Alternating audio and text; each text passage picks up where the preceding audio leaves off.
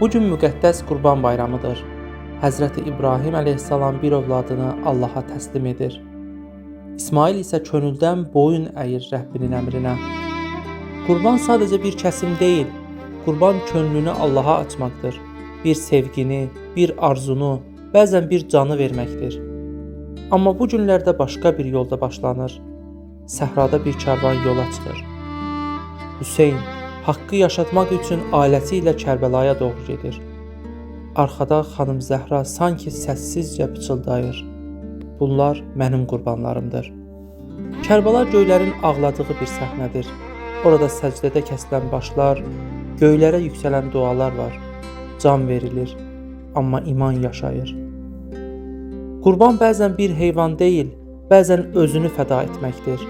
Haqqı üçün, sevgi üçün, əbədi olan üçün.